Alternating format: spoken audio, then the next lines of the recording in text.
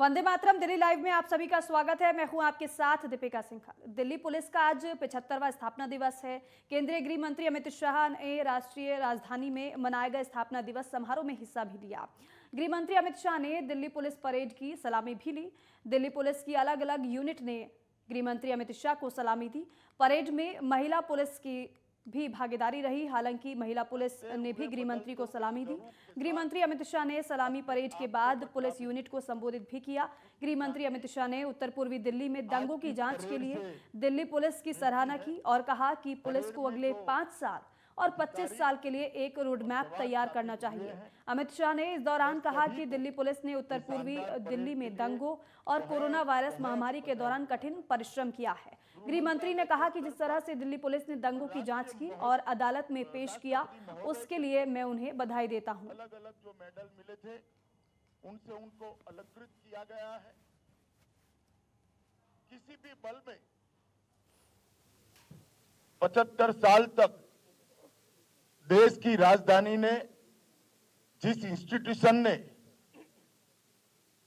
सुरक्षित भी रखा और उसके विकसते हुए बदलते हुए स्वरूप के साथ अपने आप को बदला भी, उसकी झांकी आज की परेड से मिलती है।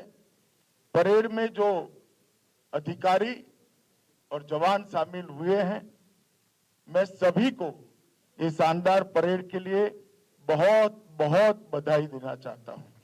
गृह मंत्रालय के स्तर पर और राष्ट्रपति महोदय के स्तर पर अलग अलग जो मेडल मिले थे उनसे उनको अलंकृत किया गया है।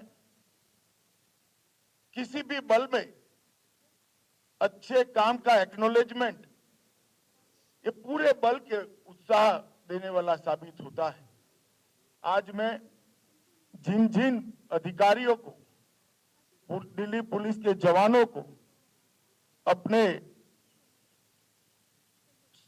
प्रदर्शन के लिए, उत्कृष्ट प्रदर्शन के लिए, वीरता के लिए मेडल और पदक मिले हैं, उस सभी को भी मैं बहुत बहुत शुभकामनाएं देना चाहता हूं।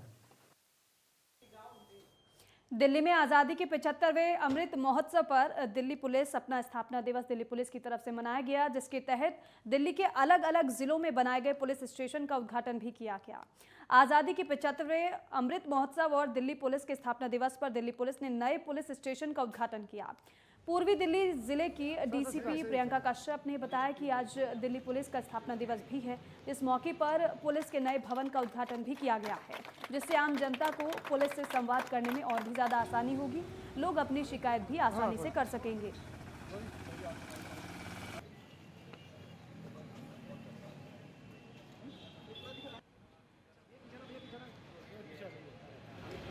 आज जैसा कि आप देख रहे हैं, ये पांडव नगर के थाने की हमारी नया जो बिल्डिंग में नए सिरे से हम लोग शुरुआत कर रहे हैं और आज पूरी Delhi police platinum jubilee celebrations कर रही है और आज हमारा रेजिंग डे भी है। सो बहुत ही ऑस्पिशियस ओकेजन है और हमारे गृह मंत्री साहब और सीपी साहब के आदेश अनुसार हम सारे अपने थानों की और नई बिल्डिंग्स की आज एक साथ इनॉग्रेशन के अवसर पर यहाँ पे एकत्रित हैं और जैसा कि आप देख रहे हैं।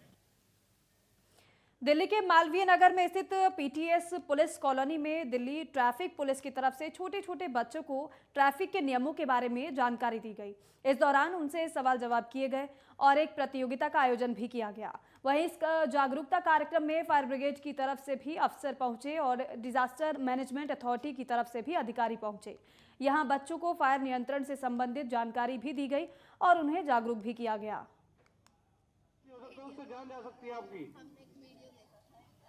तो आपको क्या करना है, बाहर निकलना है, कैसे निकलोगे? जैसा कि आप जानते हैं, हम पुलिस अवेयरनेस वीक मना रहे हैं, तो इसी उपलक्ष्य में डिज़ास्टर मैनेजमेंट के बारे में लोगों को जागरूक करने की ज़रूरत है, क्योंकि आप जानते हैं कि डिज़ास्टर मैनेजमेंट पुलिस के द्वारा भी किया जाता है, जिसमें पुलिस का एक अहम रोल है। तो इसी सप्ताह को मनाने के लिए हमारे डीएम ऑफिस से हमें बुलाया गया है, जिसमें हम यहाँ पर जितने भी आमंत्रित लोग हैं, समुदाय के लोग हैं, पुलिस की फैमिली हैं, उन सबको जागरूक करेंगे हम डिज़ास्टर मैनेजमेंट के बारे में। ये बच्चों के हिसाब से हमने उनको बताया कि किस नंबर पर कॉल करना है। आपको रास्ते में जब जा रहे हो आपको फायर सर्विस या इमरजेंसी सर्विस का कोई व्हीकल दिखता है तो उसको रास्ता देना है, पापा को बोलना है कि इस गाड़ी साइड में करो। तो ये छोटी छोटी सी बच्चे, ताकि आग लगे घर से इमीडिएट बाहर निकलना है और चिल्लाते हुए निकलना है कि फायर फायर फायर टाइप से।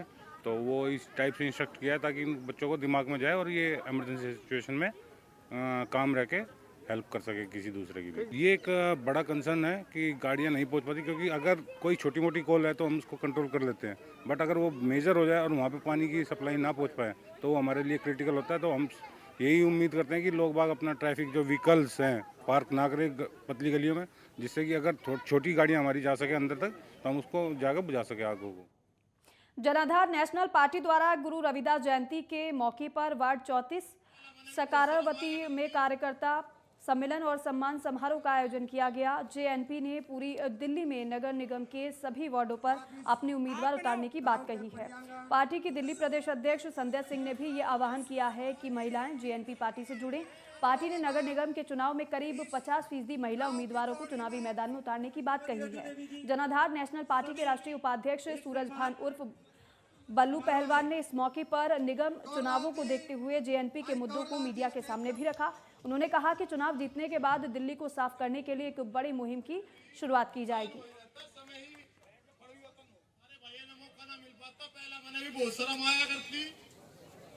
रविदास जयंती के जो हमारे गुरुजी थे उनके बर्थडे है, जयंती है, और उसको आज इसी मौके पर याद किया जा रहा है। जो 1000 साल, कम से कम 1000 साल हो गए हैं, तो यहाँ पर बर्थडे तो आम सी बात है, केक काट के बनाते हैं, लेकिन इसके बारे में और एक हम जयंती मना रहे हैं तो इसके बारे में पता भी होना चाहिए कि हम किस महान पुरुष की जयंती मना रहे हैं, किसका बर्थडे मना रहे हैं। हमारे जो गुरु रविदास जी थे, उन्होंने एक जो छोटे को और अमीर आदमी को और गरीब आदमी को का बीच का फैसला खत्म कर दिया जाए, उनको मतभेद न किया जाए, उस चीज के लिए उन्होंने लड़ाई मुगलों से 8000 साल पहले लड़ी थी। कम से कम 1000 या 800 साल, तो 1000 साल हो गए। हम लोग 272 सीटों से आ रहे हैं दिल्ली में। पूरी कोशिश है कि 272 सीटों पे हम आए। और पहला मुद्दा है एमसीडी चुनाव क्यों हो रहे हैं। एमसीडी चुनाव में हम लोग क्यों पार्टिसिपेट सबसे पहले कर रहे हैं, क्योंकि हमें यहाँ पे जो गंदगी है और जो यहाँ पे सबसे बड़ी जो रूरल एरिया में प्रॉब्लम है सीवर लाइन की, वो हमको कल पहले करवानी है। और हमारे जैसे कि हमारे सूरज भान जी ने मुद्दे बताए हैं, वो सबसे पहले हमारे मुख्य मुद्दे हैं। बाकी हमारे जैसे शिक्षा है, महिलाओं को सशक्त बनाना है, बहुत सारी चीज़ें हैं जो हमें करनी है। हमारी पार्टी जरूर है कि बहुत टफ मामला है, बड़ी बड़ी पार्टियों से टक्कर लेने जा रही है, पर लेगी और जीत भी। गुरु रविदास जयंती के मौके पर जेएनपी पार्टी ने अपने मुद्दे और इरादों से साफ कर दिया है कि आने वाले दिनों में जो निगम चुनाव है उसको लेकर एक तरफा मुकाबला नहीं समझा जाए। जेएनपी भी तमाम मुद्दों के साथ एक बार चुनौती पेश करने के लिए तैयार है। मैं गुलशन सैफी, नेटवर्क 10, दिल्ली। नगर निगम के चुनाव जैसे जैसे नजदीक आते जा रहे हैं, वैसे वैसे ही आरोप प्रत्यारोप का दौर भी तेज होता हुआ नजर आ रहा है। आज आम आदमी पार्टी के नेता ब्रजेश गोयल ने उत्तरी दिल्ली नगर निगम पर बड़ा आरोप लगाते हुए कहा है कि वॉल सिटी, जो कि स्पेशल जोन के अंदर आता है, उसमें व्यापारियों को परेशान किया जा रहा है। कन्वर्जन चार्ज के नाम पर और बाकायदा व्यापारियों को नोटिस भेजे जा रहे हैं और धमकी भी दी जा रही है। उन्हें कहा जा रहा है कि जल्द से जल्द कन्वर्जन चार्ज को जमा कराएं, नहीं तो दुकानें सील कर दी जाएंगी। आम आदमी पार्टी ने कहा है कि व्यापारी को घबराने की जरूरत नहीं है, हम उनके साथ हैं और जैसे निगम में काबिज होंगे इन सभी नोटिस को वापस ले लिया जाएगा। इसके साथ ही पार्टी ने व्यापारियों से कहा कि अगर कोई दुकान सील करने आता है तो आम आदमी पार्टी आपके साथ खड़ी रहेगी। ब्रजेश गोयल ने व्यापारियों से कहा है कि आप कन्वर्जन चार्ज जमा ना कराएं। आज की इस प्रेस वार्ता में आपका स्वागत है। महत्वपूर्ण मुद्दे पे प्रेस कॉन्फ्रेंस करने जा रहे हैं। ये मुद्दा दिल्ली के 2 लाख दुकानदारों से जुड़ा हुआ है। पुरानी दिल्ली के वॉल सिटी एरिया के 2 लाख व्यापारी इससे जुड़े हुए हैं। पिछले काफी दिनों से पुरानी दिल्ली, विशेषकर चांदनी चौक के आसपास के जो मार्केट हैं, उनको कन्वर्जन चार्ज जमा कराने के नोटिस भेजे जा रहे हैं और व्यापारियों को धमकाया जा रहा है कि अगर आपने कन्वर्जन चार्ज जमा नहीं कराया तो आपकी दुकानों को सील कर दिया जाएगा। हम शुरू से कह रहे हैं कि इन नोटिसों के पीछे बीजेपी का हाथ है और बीजेपी व्यापारियों को परेशान कर रही है। और कल बीजेपी ने एक प्रेस रिलीज जारी करके बकायदा बयान जारी किया और तमाम व्यापारियों को कहा कि आप कन्वर्जन चार्ज जमा कराइए। तो जिस तरह से बीजेपी खुद अब शामिल हो गई है, बीजेपी को पता है कि 2 महीने बाद जब एमसीडी के चुनाव होंगे तो उसकी हार निश्चित है और अब वो व्यापारियों को लूटने पे आतुर हो गई है। 15 साल से एमसीडी में भारतीय जनता पार्टी का शासन है और इस 15 साल में एमसीडी में सिवाय करप्शन के भारतीय जनता पार्टी ने कुछ किया नहीं। और इसका नतीजा आप देख ही रहे होंगे कि कैसे रोज कर्मचारी तनख्वाह के लिए हड़ताल करते हैं, स्कूलों में कॉपी किताब नहीं है, अस्पतालों में दवाई नहीं है, कभी डॉक्टर हड़ताल पे चले जाते हैं। इसका सिर्फ एक ही कारण है, भारतीय जनता पार्टी का करप्शन। और अब दिल्ली की जनता इनसे दुखी हो चुकी है। भारतीय जनता पार्टी को भी ये अच्छे से पता चल चुका है कि जो आने वाला चुनाव है 1.5-2 महीने बाद, उसमें एमसीडी से जाने वाले हैं। अभी भी करप्शन करके इनका पेट भरा नहीं है। जाते जाते भी ये जितना पैसा इकट्ठा कर सकते हैं, चाहे प्रॉपर्टी बेच के हो, स्कूल बेचने पड़े इनको, हॉस्पिटल की जगह खुद ही बेच रहे हैं, स्कूल बेच रहे हैं, पार्किंग ये बेच रहे हैं, तो जाते जाते सब कुछ लूट लेना चाहते हैं। और उसी कड़ी में ये इन्होंने नया जो कन्वर्जन चार्ज का जो वाल सिटी स्पेशल एरिया, जैसे विजय भाई ने बताया, वहाँ मास्टर प्लान के अकॉर्डिंग वहाँ कन्वर्जन चार्ज लागू नहीं होता। उसके बावजूद वहाँ दुकानदारों को नोटिस भेज के जबरदस्ती परेशान किया जा रहा है। पहले उन्होंने ट्रेड लाइसेंस बढ़ा दिया 60 गुना 70 गुना, उसके नाम पर व्यापारियों को परेशान किया। आम आदमी पार्टी ने हड़ताल की, आम आदमी पार्टी ने सिग्नेचर कैंपेनिंग चलाई, तो दबाव में वापस लिया। अब ये नया कन्वर्जन का इशू ले आए। और फिलहाल वक्त हो गया एक छोटे से ब्रेक का, फौरन लौटेंगे।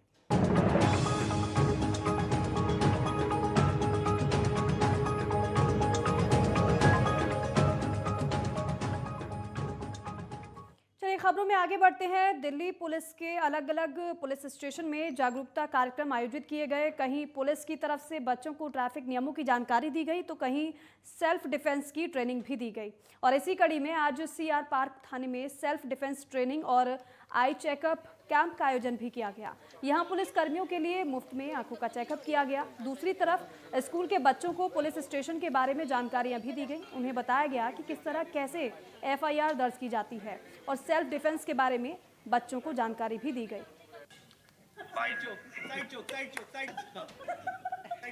आज हमें बहुत मज़ा आया। हमने जानकारी ली, अपने सुरक्षा के लिए हमने इतनी सारी चीज़ें सीखी आज कि हमारे भगवान ना करे अगर हम कभी मुसीबत में आ जाए तो हम अपने आप को सुरक्षित रख सकें।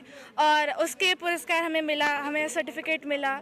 हमें बहुत मज़ा आया और हमारे जो सर हैं उन्होंने हमें अपना पुलिस थाना दिखाया। हमें बहुत उनके लिए थैंक यू उनके, और हमें बहुत मज़ा आया। जी, हमने अभी तक 82 लोगों का चेकअप किया है, जिसमें हमारे सीनियर सिटीजन्स पे इन्वॉल्व थे चित्तरंजन पार्क के, और बाकी चित्तरंजन पार्क पुलिस थाना के जितने भी स्टाफ मेंबर्स थे उन सबका हम लोगों ने आई चेकअप किया है। यहाँ पे आपको तकलीफ होती है, ज़्यादातर केसेस में ऐसा देखने को मिला है कि इग्नोरेंस की वजह से आँखों का पे दबाव ज़्यादा पड़ने की वजह से आँखों में सूखापन बहुत होता है और जिसकी वजह से उन्हें तकलीफ़ हो रही होती है। तो हमारा प्रयास यही रहता है कि हम उन्हें सही गाइडेंस दें और ज़रूरी चीज़ों को उनको प्रोवाइड करा सकें। पूर्वी दिल्ली के पूर्व महापौर सदर बाजार के निगम पार्षद जयप्रकाश ने आज आज़ाद मार्केट अंडरपास का निरीक्षण किया। इस दौरान उन्होंने इस मेगा प्रोजेक्ट की उपलब्धियों के बारे में भी बताया। उन्होंने कहा कि जब ये अंडरपास कंप्लीट हो जाएगा तो इससे लोगों को आने जाने में बहुत ज़्यादा आसानी हो जाएगी। इससे पुरानी Delhi railway station, Kashmiri gate, Sadar Bazaar, आज़ाद मार्केट, ई कनेक्ट में काफ़ी फ़ायदा मिलेगा और आज़ाद मार्केट में जाम की समस्या से निजात भी मिलेगी। आपको बताएं कि 50 करोड़ का ये मेगा प्रोजेक्ट अब अपने अंतिम चरण में है। उन्होंने कहा कि जल्द से जल्द इस प्रोजेक्ट को कंप्लीट कर जनता को समर्पित किया जाएगा।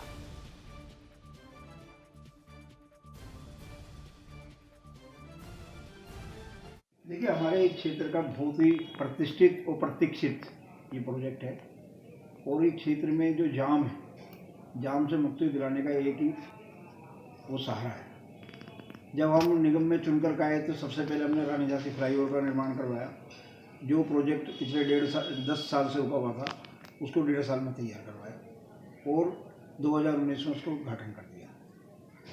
उसके बाद जो दूसरा हमारा जो प्रोजेक्ट था वो था किशनगंज आरयूबी। किशनगंज आरयूबी जो कि बहुत पुराना हमारा टपकने पुल जिसको हम कहते थे, लोहे का पुल था, अंग्रेजों के ज़माने में कभी ये बना था। और उसमें नीचे से बड़े वाहन निकलने बड़ा मुश्किल था। कभी बसें कभी ट्रक उसमें फंस जाया करते थे और हमेशा बारिश के अंदर लोग खड़े रहते थे क्योंकि टपकना पुल में अगर पानी बरसते उसमें टपकता था, पानी खड़ा हो जाया करता था। तो उसमें 4 डब्बियाँ जो रेलवे को बनानी थी, एक डब्बी तो हमने आती बनवाई जो कि कई वर्षों में बनी थी, लेकिन 3 डब्बियाँ जो है वो हमने 1.5 वर्ष में तैयार करा दी। अभी हमारी 4 डब्बियाँ तैयार है और उसके जो आगे पीछे का जो रोड बनना है, रोड का काम जारी है। हरियाणा के डिप्टी सीएम दुष्यंत चौटाला ने केंद्रीय मंत्री नितिन गडकरी से दिल्ली में मुलाकात की। इस दौरान उन्होंने नितिन गडकरी के साथ हरियाणा में जारी तमाम परियोजनाओं के बारे में विचार विमर्श किया। वहीं कई नए प्रोजेक्ट में केंद्र की भागीदारी के लिए भी उन्होंने आग्रह किया।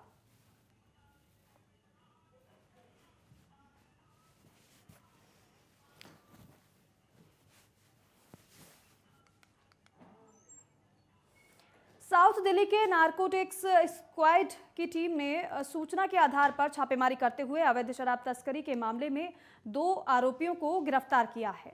पुलिस ने आरोपियों के पास से अवैध शराब के 23 कार्टून और एक कार भी बरामद की है।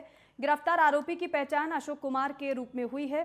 पुलिस को ये कामयाबी मुखबिर की सूचना के आधार पर मिली है।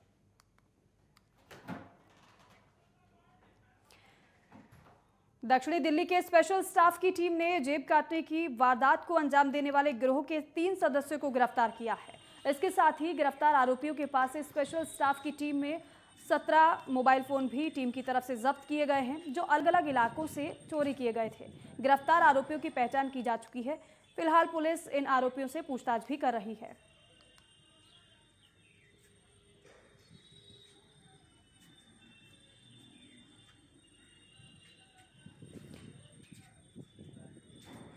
तो कई आरोपियों को गिरफ्तार किया गया है। इनके पास से 17 मोबाइल भी पुलिस ने जब्त कर लिए हैं। साथ ही इन आरोपियों से पूछताछ भी की जा रही है कि आखिर कितनी घटनाओं को ये आरोपी इससे पहले अंजाम दे चुके हैं।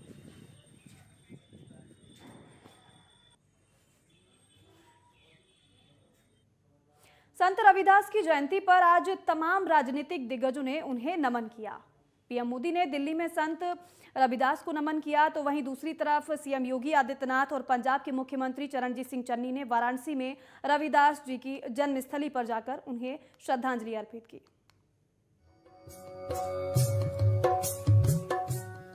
देश भर में बुधवार को संत रविदास की 645वीं जयंती मनाई गई। चारों तरफ रविदास जयंती को लेकर उत्साह देखने को मिला। दरअसल मान्यता है कि संत रविदास का जन्म माघ पूर्णिमा के दिन रविवार को हुआ था। इसी वजह से उनका नाम भी रविदास रखा गया था और आज भी माघ पूर्णिमा है, इसीलिए आज के दिन को संत रविदास की जयंती के रूप में मनाया जाता है। आपको बता दें कि संत रविदास को कबीर दास की गुरु भाई के रूप में भी जाना जाता है।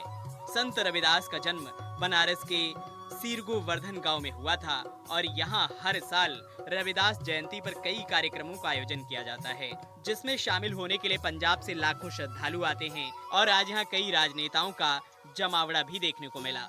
रविदास जयंती की धूम देश के राजनीतिक गलियारों में भी देखने को मिल रही है। इस मौके पर देश के प्रधानमंत्री नरेंद्र मोदी, उत्तर प्रदेश के मुख्यमंत्री योगी आदित्यनाथ, कांग्रेस नेता राहुल गांधी, प्रियंका गांधी और पंजाब के मुख्यमंत्री चरणजीत सिंह चन्नी समेत तमाम नेताओं ने संत रविदास को नमन किया। साथ ही पीएम मोदी ने ट्वीट कर कहा, संत रविदास ने जिस प्रकार से अपना जीवन समाज से जात पात और छुआछूत जैसी कुप्रथाओं को समाप्त करने के लिए समर्पित कर दिया, वो आज भी हम सबके लिए प्रेरणादायी है। प्रधानमंत्री नरेंद्र मोदी ने दिल्ली के करोल बाग में स्थित रविदास विश्राम धाम मंदिर जाकर संत रविदास को नमन कर मत्था टेका। साथ ही पीएम मोदी ने दर्शन के बाद वहां मौजूद महिलाओं संकीर्तन में हिस्सा लिया और मजीरा भी बजाया। इतना ही नहीं, पीएम मोदी ने खुद वीडियो ट्वीट कर इन पलों को बेहद खास भी बताया।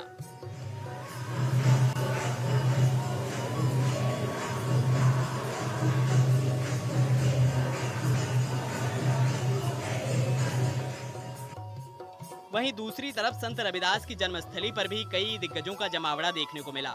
दरअसल योगी आदित्यनाथ, चरणजीत सिंह चन्नी, राहुल गांधी और प्रियंका गांधी ने वाराणसी के गोवर्धनपुर में बने रविदास मंदिर पहुंचकर मत्था टेका, दर्शन किए और उन्हें नमन भी किया। इतना ही नहीं, संत रविदास मंदिर में सीएम योगी आदित्यनाथ ने लंगर भी छका।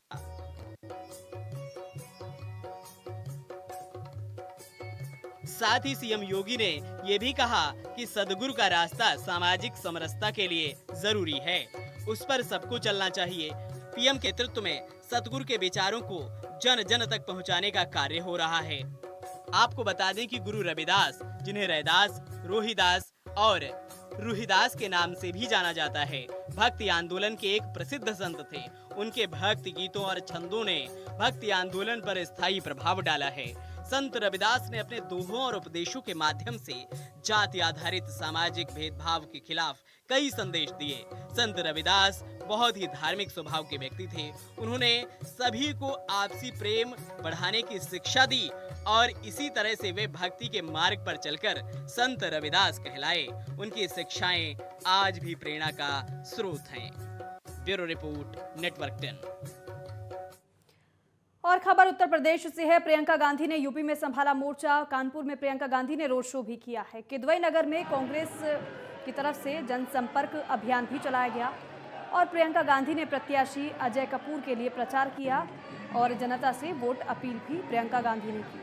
तो अलग अलग जिलों में प्रियंका गांधी भी पहुंच रही हैं, अपने प्रत्याशियों के लिए समर्थन मांग रही हैं, प्रत्याशियों के लिए जनता से वोट अपील कर रही हैं।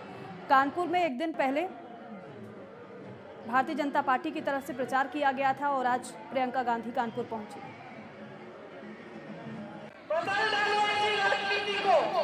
विकास के बारे में पूछो, अपना हक मांगो, आपकी बात का हक है। सड़कें बननी चाहिए, पानी मिलना चाहिए, सबको बिजली मिलनी चाहिए। यहाँ पे महंगाई इतनी है कि आपकी